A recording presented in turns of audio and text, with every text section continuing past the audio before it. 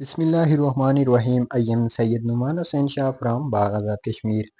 आज हम बात करेंगे फाइनल अकाउंट के बारे में। फाइनल अकाउंट कैसे बनाते हैं। अकाउंटिंग में जो फाइनल अकाउंट बनाते हैं उसमें जो पहला account trading profit and loss account होता है और फिर हम बैलेंस शीट बनाते हैं।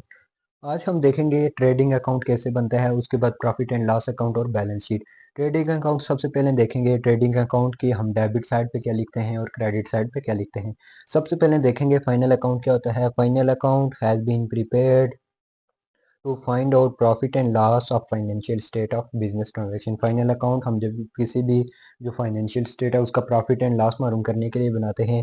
उसके बाद हम जो फाइनल अकाउंट में पहला trading and profit and loss account होता है, हम ट्रेडिंग अकाउंट के बारे में बात करेंगे। Trading account has been prepared to find out gross profit and gross loss of the business. Trading account हम ग्रॉस प्रॉफिट या ग्रॉस लॉस को फाइंड करने के लिए बनाते हैं।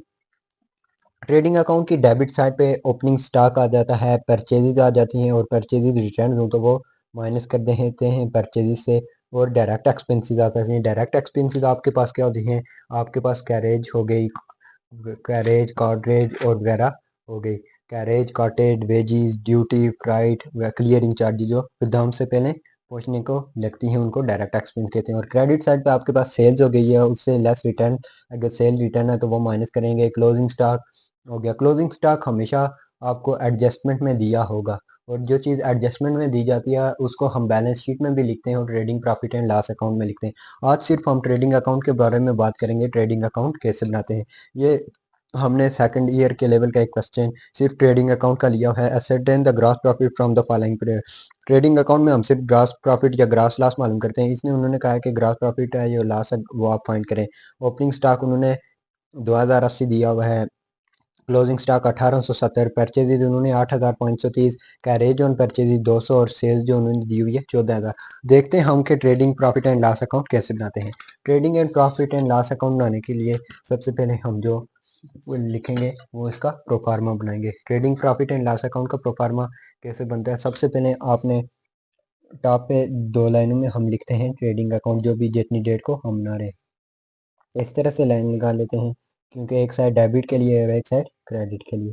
इस तरह से आप लाइन लगा दें। ट्रेडिंग अगर प्रॉफिट एंड लॉस अकाउंट बनाएंगे तो फिर आपने पूरी शीट पे, क्योंकि क्वेश्चन लॉन्ग हो जाता है, आज हम सिर्फ ट्रेडिंग अकाउंट के बारे में बात करें तो ट्रेडिंग अकाउंट के लिए आपने इस तरह से एक प्रोफार्मा बना देना है। ये ट्रेडिंग अकाउंट का प्रोफार्मा बनाने का, और इसी से जो फाइनल अकाउंट का हम क्वेश्चन ले रहे हैं इसी से हम प्रॉफिट एंड लॉस अकाउंट भी बनाएंगे और बैलेंस शीट भी। ट्रेडिंग अकाउंट बनाना है हमने। ट्रेडिंग अकाउंट के ऊपर ऐसे लिखते हैं trading account, trading account for the year ended, for the year ended ऐसे हेडिंग दे देनी है। एंडेड जहाँ पे दी हुई नहीं हो तो ये आपको प्रोफार्मा के लिए समझा रहा हूँ, ये आपने कोई भी लिख लें।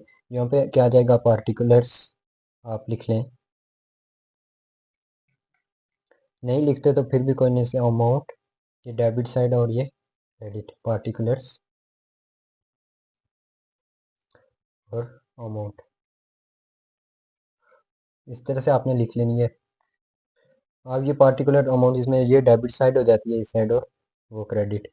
हमने क्वेश्चन क्या लिया हुआ है, ओपनिंग स्टॉक। देखें जो ओपनिंग स्टॉक हमने, हमारे पास क्या था, opening stock trading profit trading account की डेबिट साइड पे आता है तो डेबिट साइड पे हमेशा टू लिखाएंगे, टू ओपनिंग स्टॉक।